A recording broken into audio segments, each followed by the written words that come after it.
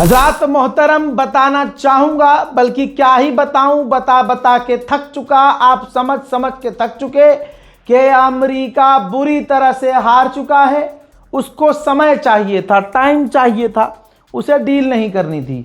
Brief करना ज़रूरी है, आपको थोड़ा सा समझाना ज़रूरी है। असल में अमेरिका ज़िद पर था, अकड़ में था। नाक की सारी लड़ाई है जो अब तक सुपर पावर बनता आया। अरे अभी कुछ महीने पहले ईरान पर अटैक करने से पहले कुछ ही दिन पहले वेनेजुएला के एक देश के राष्ट्रपति को घुसकर किडनैप कर ले जाने वाला अमेरिका, भारत जैसे बड़े देश को धमकी देने वाला अमेरिका, पूरी दुनिया को टैरिफ की धमकी देने वाला अमेरिका, ग्रीनलैंड पर कब्जा करने की धमकी देने वाला अमेरिका, कनाडा को 51वां राष्ट्र बनाने की धमकी देने वाला अमेरिका, जो पूरी दुनिया में सबको डरा रहा था और अपने मिलिट्री की धमकी दे रहा था, अगले ही मोड़ पर ईरान ने पीट दिया उसी को। तो नाक पर तो बात आ गई है। तो अब जिद पे था ट्रंप कि हम न्यूक्लियर ईरान से छीनेंगे, कि ईरान हमें गारंटी दे कि हम परमाणु नहीं बनाएंगे और यूरेनियम नहीं बनाओगे, और जो आपके पास यूरेनियम है वो भी हमें दे दोगे। ऐसी आड़ी टेढ़ी मांग रखी गई और काफ़ी मतलब कबूल ना करने वाली मांग रखी गई। हालांकि ईरान ने खुद कहा, ईरान डेलीगेशन ने, कि जिस तरह से अमेरिका ने हमारे सामने मांग रखी, हमें इस बात पर यकीन हो रहा है कि ये डील चाहते ही नहीं थे, ये यही चाहते थे कि डील ख़राब हो जाए, और वही हुआ। अब दोस्तों तनाव बढ़ गया है।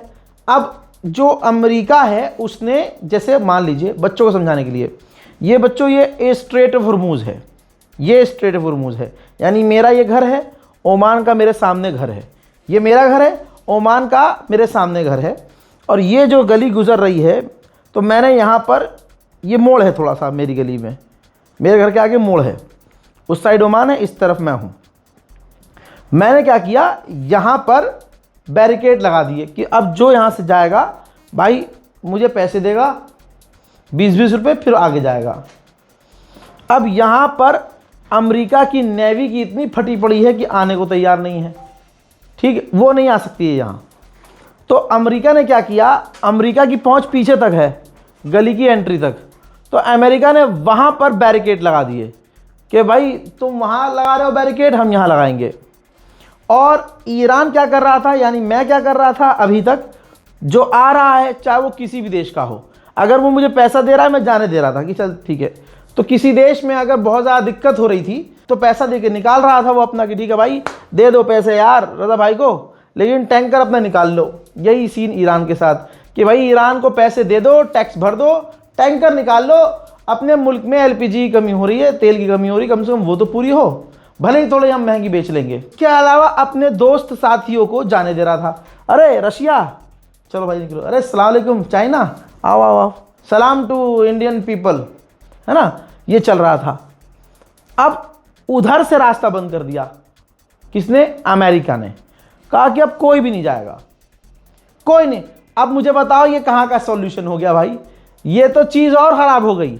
और रज़ाग्राफी की एक प्रेडिक्शन लेते जाइए, आने वाले टाइम में, अब जो टाइम ख़राब हुआ है, भारत पर सीधा असर पड़ेगा, और दुनिया के जो बड़े बड़े देश पहले से परेशान थे ना, अब बहुत ज़्यादा परेशान होंगे, क्योंकि इक्का दुक्का अब टैंकर भी आना बंद हो जाएंगे। ये एक बड़ी मुसीबत है। अब मेन पॉइंट पे आते हैं भाई, ईरान ने छेद दिया है, टाइटल पर ये लिखा है हमने, अब बिल्कुल एग्जैक्ट वही लिखा है जो सच में ईरान ने किया है। सलमान खान का एक डायलॉग था ना किसी फिल्म का, कि हम तुम में इतने छेद करेंगे कि कंफ्यूज हो जाओगे कि सांस कहां से ले और कहां से। जरा इस जहाज को देखिए, ये अमेरिका का टैंकर है, ब्रिटेन पर क्षतिग्रस्त होकर उतरा था। ध्यान से इस जहाज के अंदर हुए छेद को देख लीजिए, आप उंगलियों से गिन नहीं सकते कि कितने छेद हैं, और छेदने वाला ईरान है। ईरान ने इतनी मिसाइल दागी, इतनी मिसाइल कि मिसाइल के छर्रे निकल के इन टैंकरों को छेद चुके हैं। अब ये इमरजेंसी में ब्रिटेन में उतरे। ब्रिटेन में कई दिन लगाकर इसके छेदों को भरा गया। फिर छेद भर के जैसे तैसे इसने उड़ान भरी है अमेरिका के लिए। अब आज ये अमेरिका जाएगा रिपेयर होने के लिए। तो असल में अमेरिका को जो ढंग से छेदा है किसी ने, उसका नाम ईरान है। इन तमाम चीज़ों के बावजूद अगर किसी चूरन को लग रहा है कि अमेरिका जीत गया है, तो मैं कह रहा हूं कि अमेरिका को अपना बाप बना लो, कोई दिक्कत नहीं है। मेरे दोस्तों, अब मैं आपको बताने वाला हूं कि अब और हालत ख़राब होने वाली है। डोनाल्ड ट्रंप ने अब जो कदम उठाए हैं, ये अमेरिका का गला घोटेंगे इंशाल्लाह। भाई, अमेरिका के चैनल पर, फॉक्स न्यूज़ पर डोनाल्ड ट्रंप ने ऑडियो में बोला, वीडियो नहीं है, वो सामने नहीं आए, ऑडियो में बोला है, आपके सामने एंकर है, तो मैं आपको बहुत शॉर्ट में बता रहा हूं कि ट्रंप ने कहा कि ईरान ने सोचा था उनके पास बहुत कार्ड हैं, लेकिन हम स्ट्रेट ऑफ हॉर्मुज़ वाला कार्ड उनका बेकार कर रहे हैं, हम पीछे से रास्ता बंद कर रहे हैं। अरे अब आप दिमाग लगाइए, ईरान कह रहा था स्ट्रेट ऑफ हॉर्मुज़ बंद कर देंगे, तुमने कहा खोला रखो भाई, वरना ये कर देंगे वो कर देंगे, उखाड़ कुछ नहीं पाए। अब अमेरिका पीछे से कह रहा, अच्छा तुम बंद करोगे तो हम और पीछे से बंद कर देंगे। तो ऐसे देखा जाए तो अमेरिका ईरान की मदद ही तो कर रहा है इनडायरेक्ट वे में। नुकसान ईरान का क्या है? बस वो टैक्स के पैसे नहीं ले पाएगा। ईरान को कोई तेल की कमी होगी? नहीं होगी। ईरान को खाद्य पदार्थ की कमी होगी? नहीं होगी। ईरान को गैस की कमी होगी? नहीं होगी। दिक्कत किसे आएगी? दिक्कत आएगी जो ईरान के उस स्ट्रेट ऑफ हॉर्मुज़ से दूसरे इलाकों से तेल और ईंधन लेकर आते थे। लेकिन गुलाबी सुअर को यह गलतफहमी है कि नहीं, हम ईरान को नुकसान, इसमें तो ईरान का फायदा है कि अब स्ट्रेट ऑफ हॉर्मुज़ पूरा खाली पड़ा है।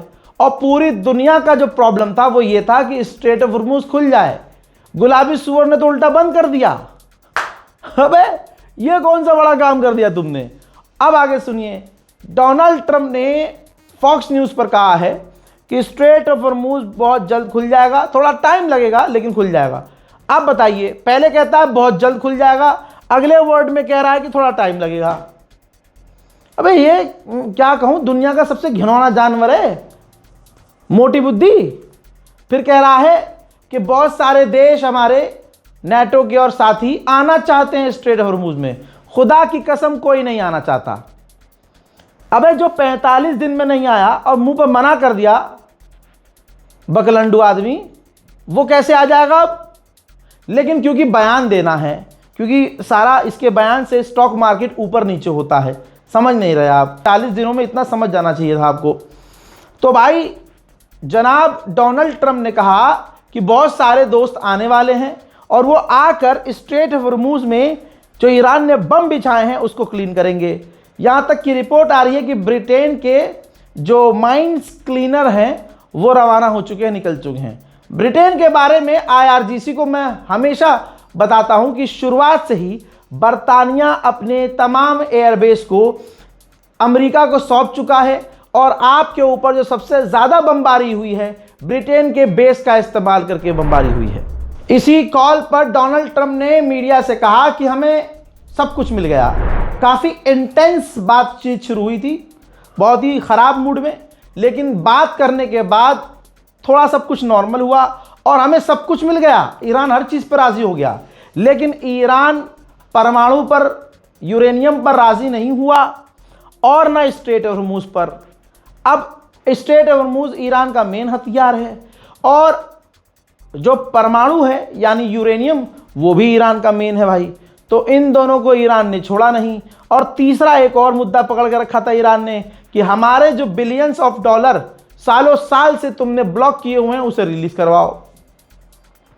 तो ट्रंप ने वही कहा कि आखिर में बात अटक गई और डील खराब हो गई।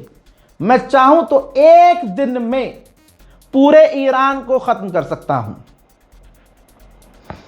अब ये बड़े बड़े बयान दे रहा है, लेकिन हारा हुआ इंसान सिर्फ बयान दे सकता है। अब दोस्तों इसने धमकी दी है फॉक्स न्यूज़ पर कि तुमने देखा कि वेनेजुएला में क्या हुआ था। हाँ गुलाबी सुअर, हम पिछले 40 दिन से देख रहे हैं कि तेरे साथ क्या हो रहा है। हम 40 दिन से ये भी देख रहे हैं और वो ईरान है वेनेजुएला नहीं, समझे? तो ट्रम्प ने कहा कि तुमने देखा कि वेनेजुएला में क्या हुआ था, यहां भी हम वैसा करेंगे लेकिन बड़े लेवल का करेंगे। फिर असली बात इसके मुंह से निकली, इसने कहा कि ईरान को हम तेल बेचकर पैसा नहीं कमाने देंगे। अब इनको यह भी डर है कि ईरान इतना मजबूत है, अगर पैसा कमाकर और मजबूत हो गया तो दुनिया में सुपर पावर ईरान हो जाएगा। मेन बात यही है, पावर की लड़ाई है, मैं सुपर पावर। तो अब दुनिया देख रही है कि दो ऐसे देश जो अपने आप को सुपर पावर समझते हैं और दो परमाणु वाले देशों को एक नॉन न्यूक्लियर देश ने बजा दिया। मेरे दोस्तों, इसके गुलाबी सुअर के पास सबसे बड़ा हथियार क्या है? उसने इस जंग में सारे हथियार इस्तेमाल करके देख लिए, बेचारा आपको पता है दुनिया के सामने जलील हो गया, कुछ नहीं हुआ।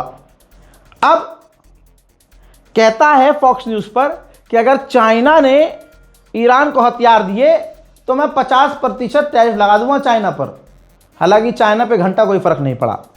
फिर कहता है कि मैं चाहूं तो मैं पूरे ईरान को यूं ही मिटा सकता हूं, यूं ही, और जो कुछ बचा कुचा ईरान का है हम उसे मिटा देंगे। IRGC ने 43 दिनों में साबित किया है कि IRGC जो बोलती है वो करती है। तो IRGC ने, यह अल जजीरा का सोर्स है, IRGC ने धमकी दी है कि अगर दुश्मन देश ने जरा सी भी छोटी गलती की तो उसको बड़ा नुकसान होगा। ये हम पहले ही बता रहे हैं। उधर पाकिस्तान को यह गलतफहमी थी कि भैया हमने डील करवाई है या हम डील करवा रहे हैं तो हमारे टैंकर को ईरान रोकेगा नहीं। अब 2 जहाज उसके चल दिए पानी में। हटो पाकिस्तान का भाई, उधर डील वील सब बेकार हो गई। IRGC लाइव कनेक्टेड था, उसने ईरान पिछाट बे, पिछाट साले, कौन है पाकिस्तान? अरे होगा पाके, पिछाट, यूटर्न ले ले, छेद देंगे। फौरन 2 टैंकर जो पाकिस्तान के लिए बड़े झूम के निकले थे, यूटर्न लेके पीछे चले गए वापस।